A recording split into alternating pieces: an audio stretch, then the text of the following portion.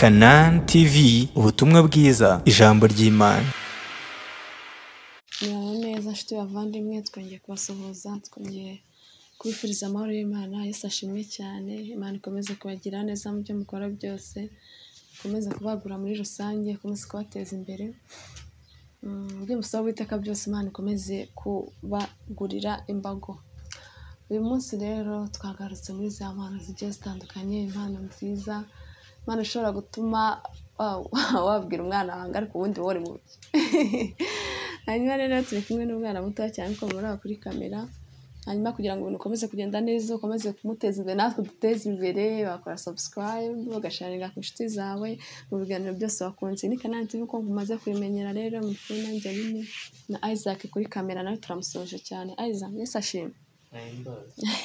Hanyuma rero twakomeje n'ikiganiro cyacu, turi kumwe nandi kuri uyu munsi. Nina Irakoze Kelly. Irakoze Kelly ni muntu ki? Muvuga utuntu. Koko se wabigize umwuga? Ese bijya bigira umwuga nabyo?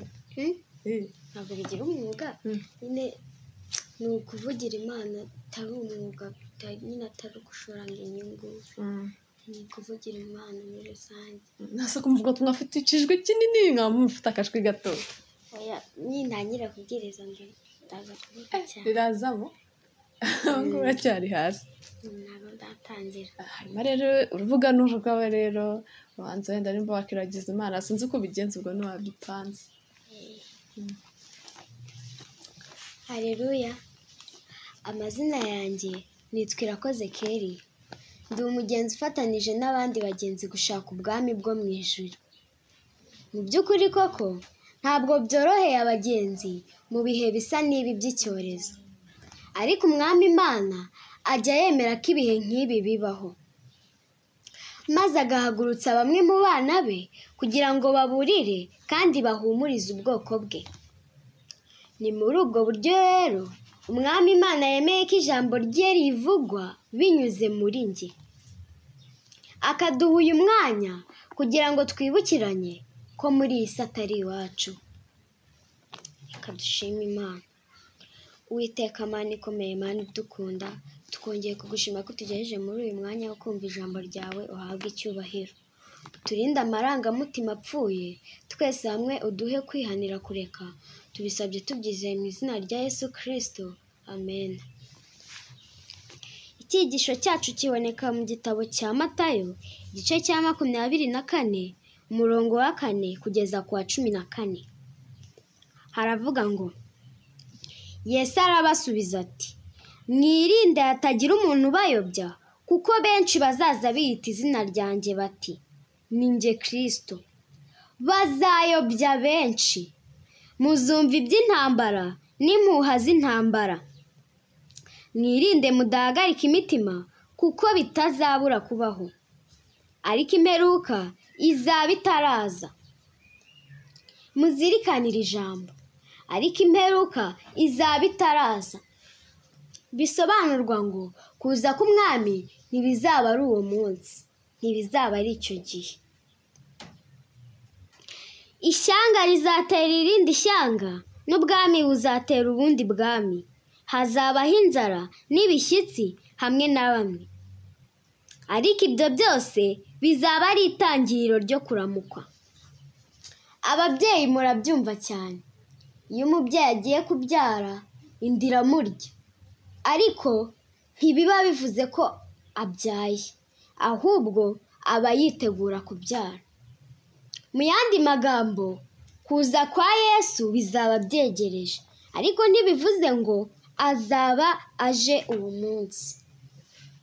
Nk'uko umubyeyi yitegura kubyara, akagura imyenda y'umwana, akagura ibigoma byo kumuhekamo, akagura igikoma cyo kunywa, ni nako abakiranutsi bakwiriye kwitegura, bagakura ibishimwa mu bigawa, bakava mu isoko ry'imburamumaro, bagahagarara mu myiteguro myiza. Umurongo wa 9. Ubwo nibwo bazabagambanira ngo mubabazwe, ndetse bazabica. Muzangwa n'amahanga yose abahora izina ryanjye. Nibwo benshi bazasubira inyuma, bazagambanirana bangane, n'abahanuzi benshi b'ibinyoma bazaduka bayobye benshi. Maze kuko ubugome buzagwira, urukundo rwa benshi ruzakonja.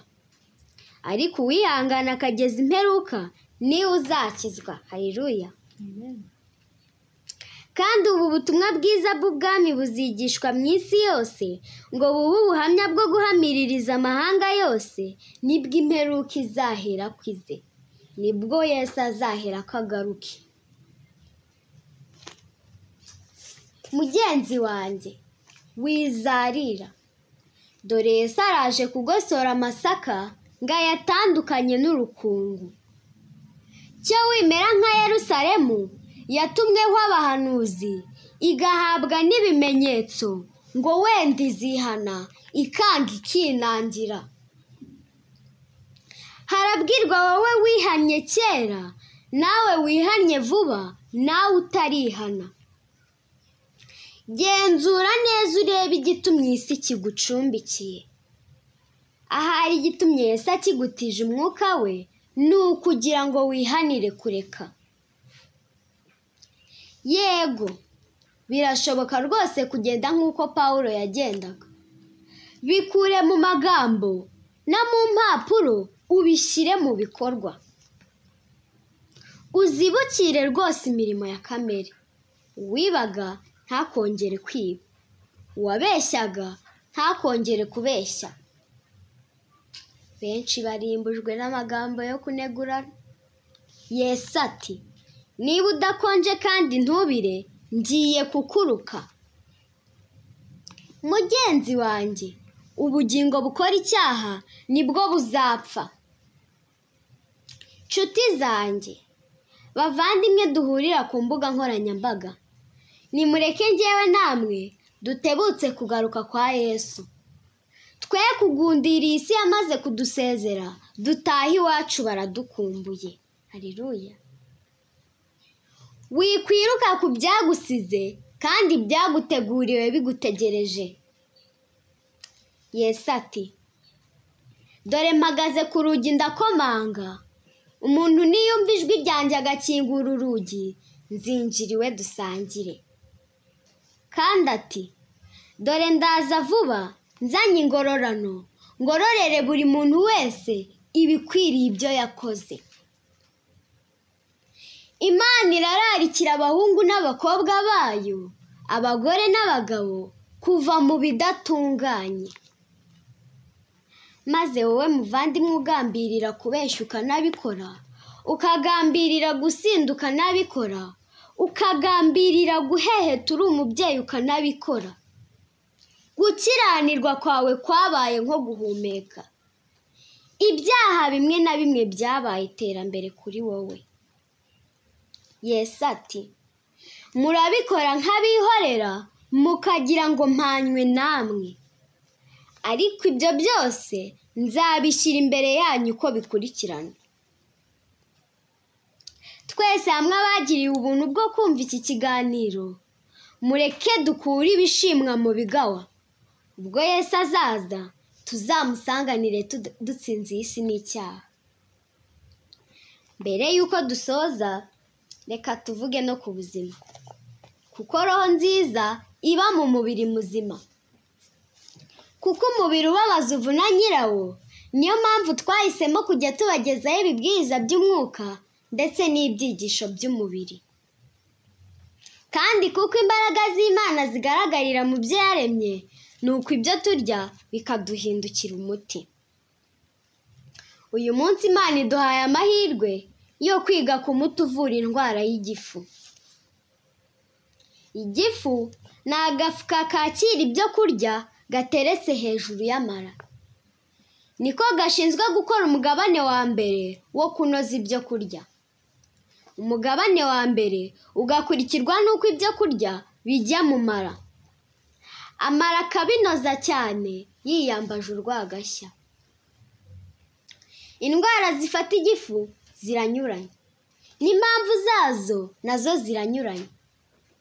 Hari igifu giterwa n'intekerezo zihora mu bibazo, hari igifu giterwa no guhora urya buri kanya, hari igifu giterwa n'umutima utifuriza abandi ibyiza, hari igifu giterwa no kunywa ibinyobwa bikonje cyane, hari igifu giterwa no kurya ufite umutima uhagaze, hari igifu giterwa no kunywa ibinyobwa byinshi uri kurya, hari n'igifu giterwa no kurya ukarenza mbiga no kurya ugahaga cyane.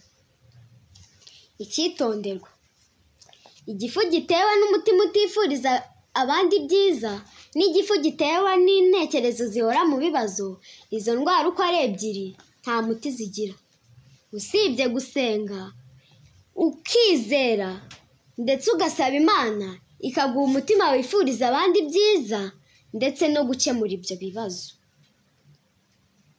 Dore ibimenyetso biranga igifu kirwaye: kubabara mu nda ahagana mu kameme, gusonza ubusabusa, kuruka kandi ushonje, kurakara vuba vuba, kugira ibyo kurya bimwe bikurya mu nda no kutagira apeti kenshi na kenshi.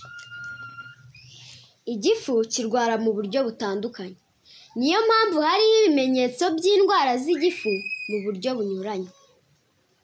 Dispepsi ni indwara y'igifu cy'ikinyantege nke, kitanoza vuba, n'iyo kigerageje nyiracyo aba ababara cyane.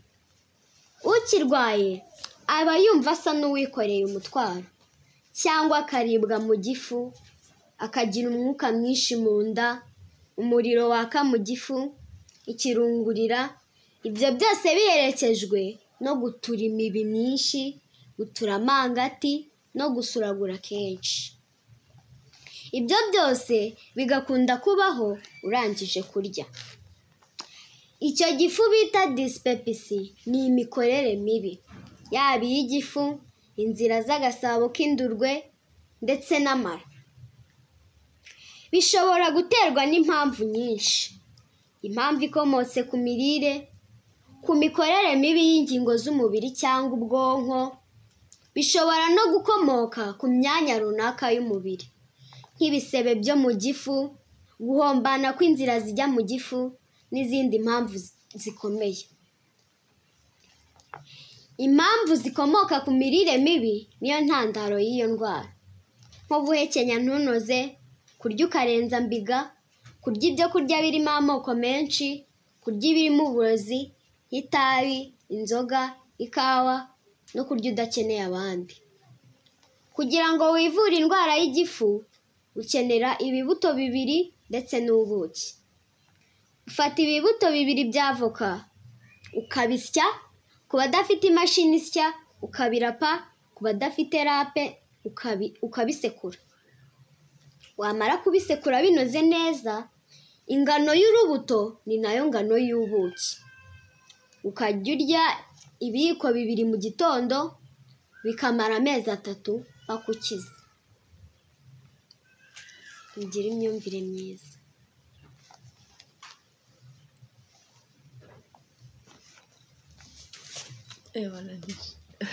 Murakoze cyane rero Kelia, muvandimwe waranyigishije nibagenda ibyo ndimo nabakurikiranye cyane.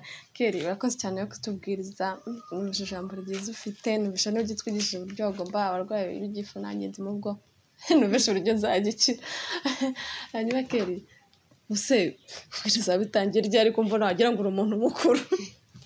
Nabitangiye nkiri mutoya, nyine mama yarabinyigishaga, nkajya njya mu rusengero nkabwiriza, nkomeza kuzamuka njya no mu zindi nsengero bakantumira, nkaba nyine akaba umubwiriza mukuru n'umubwiriza mutoya, nkabanza undi nawe agakurikiraho, noneho nkajya no kuri radiyo, noneho nza kujya ku ishuri, ariko nyine ntabwo uwo murimo nahise nkureka, no ku ishuri nawukoreragayo, nkabwiriza. Ubona ku ishuri ubwiriza abandi bantu? Ku isabato nyine mu iteraniro no kuri asamburema nkabwiriza. Korona nyine iza kuza, mbona nta kuntu nyine mbura uburyo nakomeza kubwirizamo, nyine tuza gufungura YouTube channel, akaba ariho nyine nshyira ibibwiriza byose mbwiriza. Ukeneye nyine ibindi bibwiriza bihumuriza umutima n'iyindi miti y'izindi ndwara wajya kuri channel YouTube yacu twitwa Kamikazi Keria, Kamikazi and Keria 250, ukanakora subscribe, ugakora share na comment, ukabona ibibwiriza bindi n'imiti n'indirimbo zicuranze. hanyuma se rero ukubwiriza wenda umuntu abagira nk'umuntu wenda aravuga ati nkunda iyo bwirije nyine ibibwiriza bye biraneza, ninde ukunda we hano dufata hano mu Rwanda nabi? Umubwiriza nkunda yitwa Mutabaruka Samuel. Yaratwigishaga ku rusengero, akanatwigisha nyine uburyo twakwivura n'indwara, akanatubwira nyine ibibwiriza bisanzwe byo guhumuriza imitima. Nicyo wabwira abadukurikiranye rero dusoza? Icyo nababwira ni ukumenya Imana no kuyizera, ndetse ntibave mu masezerano. Nakoze cyane rero nshuti bavandimwe, murabona ko ntacyo tuzireguza, n'impinja zisigaye zimenya kuvuga, hanyuma no kutubwira muri rusange. Uyu ari umwana muto Keria cyane, afite imyaka 12, urumva ko 12 mu cya kigero cya Yesu, aho yajyaga kubwiriza mu nsengero. Urumva ko nawe atangiye neza cyane kugira ngo azagera ahera ibintu bimeze neza. Mwakoze cyane kuba mwadukurikiye, wowe watanze umwanya ukadukurikira, Uwiteka akomeze kuguha umugisha, akomeze kukwagura mu byo ukora byose. Turabashimira rero cyane, mwari kumwe nanjye Aline na Isaac kuri kamera. Canaan TV, ubutumwa bwiza, ijambo ry'Imana.